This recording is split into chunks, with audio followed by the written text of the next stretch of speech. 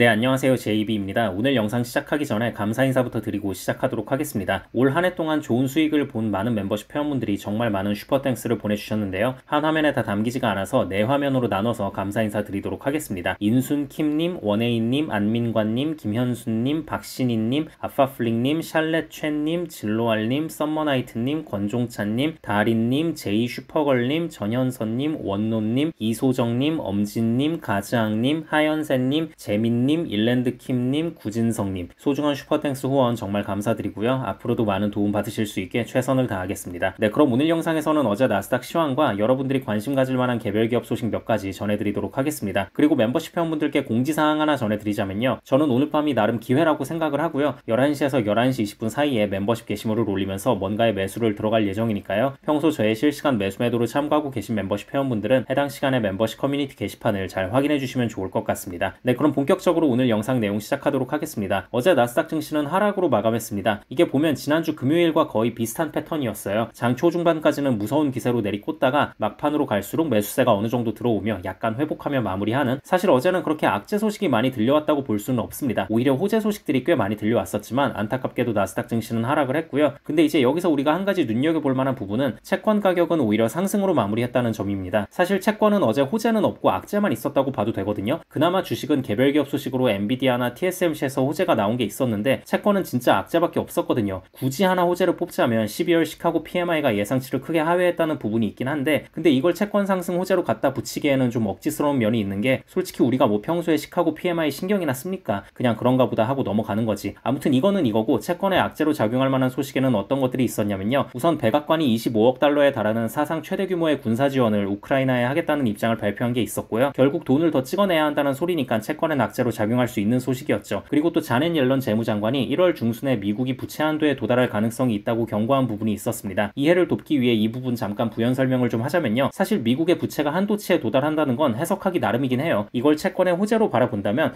미국 지금 좀 아슬아슬하네? 위험하네? 저렇게 부채가 한도치까지 오면 그만큼 정부 지원 사업이나 정부발 고용도 줄어들 거고, 그러면 경제에도 악영향을 끼칠 테니까 위험자산인 주식을 팔고 안전자산인 채권을 살까? 어차피 미국이 국가 부도를 낼 일은 없으니까 라고 해석하는 분들은 채권의 호재로 받아들이시는 거고요. 반대로 이런 논리도 적용될 수 있겠죠. 야, 뭘 그렇게 복잡하게 생각하냐. 결국 본질은 미국 정부가 예산 관리를 제대로 못해서 이런 위기가 생긴 거잖아. 이건 국가 신용도 차원의 문제고 당연히 국가의 신용을 기반으로 움직이는 채권 입장에선 악재지 라고 해석을 하는 입장이 있을 수 있겠죠. 이 두 가지 논리가 그때그때 상황에 맞춰 적용이 되는데요. 저는 개인적으로 웬만하면 악재로 보고요. 후자의 의견이 더 설득력 있다고 생각합니다. 아무튼 다시 본론으로 돌아와서, 이런 안 좋은 소식들이 전해졌음에도 불구하고 채권 가격이 상승으로 마무리했다는 건 역시 연말 특유의 포트폴리오 조정이 계속되고 있다고 봐야 할 것 같고요. 올 한 해 주식으로 많이 벌었으니까 지금 가격이 저렴해져 있는 채권으로 자금 이동이 발생하는 거라고 보시면 될 것 같습니다. 이건 이제 그나마 다행이었다고도 볼 수 있는 부분입니다. 왜냐면 가뜩이나 요즘 분위기가 최악인 채권이 어제도 크게 무너졌다면 나스닥 증시도 더 걷잡을 수 없이 하락했었을 수 있으니까요. 네, 그럼 이제 개별 기업 소식 몇 가지 전해드리자면요. 우선 엔비디아는 빅테크나 주요 반도체 기업들 중 유일하게 혼자 상승으로 마무리했는데요. 중국에서 H20의 판매량이 여전히 높은 성장세를 지속하고 있다는 소식이 전해진 게 있었고요. 이스라엘의 AI 소프트웨어 기업인 런AI 인수를 완료했다는 소식, 그리고 틱톡의 모회사인 바이트댄스가 2025년까지 엔비디아 칩 구매를 위해 최대 70억 달러를 사용할 계획을 공급업체에 전달했다는 소식이 전해진 부분도 있었고요. 또 엔비디아가 내년 상반기에 휴머노이드 로봇용 컴퓨터 제슨 소를 출시할 것이라는 소식까지 더해지며 안 좋았던 시장 분위기 속에서도 선방할 수 있었습니다. 그리고 TSMC도 비록 하락으로 끝나긴 했지만 사실상 보합이라고도 볼 수 있는 마이너스 0.61%로 잘 마무리했는데요. 우선 기술력 측면에서 시장에 기대감을 심어준 부분이 있었습니다. 3차원 적층 칩렛과 광학 소자를 통합한 공동 패키지 기술인 CPO 연구를 완료해서 내년 초부터 엔비디아와 브로드컴 같은 주요 고객사에게 샘플을 제공할 계획이라고 밝힌 거예요. 용어들이 좀 어렵죠. 간단하게 설명하자면 CPO는 GPU의 발열 문제를 해결할 수 있는 매우 좋은 대안으로 뽑히는 기술이라고 보시면 됩니다. 근데 장점만 있는 건 아니고요. 단점이라고 한다면 생산 과정에서 광학 장치의 물리적 정렬이 미세하게라도 틀어진다면 생산 수율이 급격하게 떨어지기 때문에 GPU만큼의 수익성이 나올지는 아직 의문인 상황이에요. 그래도 뭐 좋게 생각하자면 그만큼 진입 장벽이 높은 기술이니만큼 TSMC가 제대로 해내기만 한다면 다른 파운드리 기업과의 격차는 더욱 크게 벌릴 수 있다는 점 참고하고 계시면 좋을 것 같습니다. 그리고 이거 말고도 TSMC가 내년에 첨단 공정과 패키징 가격 역시 조정할 계획이라는 소식이 전해진 거예요. 첨단 공정 가격은 5에서 10% 인상하고 패키징 가격은 15에서 20% 인상할 것으로 예상한다고 하는데요. 참 이게 아무리 봐도 진정한 값은 팹리스 기업들이 아닌 TSMC가 아닌가 싶습니다. TSMC의 주문을 맡기는 엔비디아나 AMD나 퀄컴이나 애플 같은 기업들 입장에선 정말 열받을 것 것 같아요. 뭐만 하면 저렇게 계속 가격을 올려대니까. 근데 또 TSMC가 삔또 상해서 자기들 제품 안 만들어준다고 하면 안 되니까 뭐라고 제대로 따지지도 못해.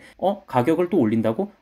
그래, 다 이유가 있겠지 하고 그냥 어쩔 수 없이 받아들일 수밖에 없는 겁니다. 이렇게 저 잘난 기업들을 상대로 가격 결정권을 쥐고 흔들어대는 TSMC를 보면 미래가 더욱 기대되는 부분이 있습니다. 그리고 애플 소식 전해드리자면요, 최근 계속 잘 나갔던 애플이 지금 2거래일 연속으로 하락을 했는데요, 물론 그 폭이 그렇게 크진 않습니다. 안정성의 애플답게 1% 정도 빠졌어요. 아무튼 이건 왜 빠졌냐? 일단 전체적인 장의 분위기가 안 좋았던 게 가장 크고요, 또 중국의 화웨이가 프리미엄 폰의 가격을 크게 할인한다는 소식이 전해지자 애플 아이폰과의 경쟁이 우려되며 하락했다고 보시면 될 것 같습니다. 그리고 테슬라도 하락했는데요, UBS에서 4분기 테슬라 인도량 수치가 1% 하회할 것이라는 의견을 낸 부분이 있었고요, 또 내년 1월부터 중국에서 사이버 트럭 판매가 시작될 것이라는 루머를 테슬라가 공식적으로 부인한 부분까지 더해지며 주가가 하락했다고 보시면 될 것 같습니다. 네, 그럼 오늘 영상은 이 정도 하면 될 것 같고요, 저는 영상 초반에 말씀드렸다시피 오늘 밤 11시에서 11시 20분 사이에 멤버십 게시물을 올리면서 뭔가의 매수를 들어가도록 할 테니까요, 평소 저의 실시간 매수 매도를 참고하고 계신 멤버십 회원분들은 해당 시간에 멤버십 커뮤니티 게시판을 잘 확인해 주시면 좋을 것 같습니다.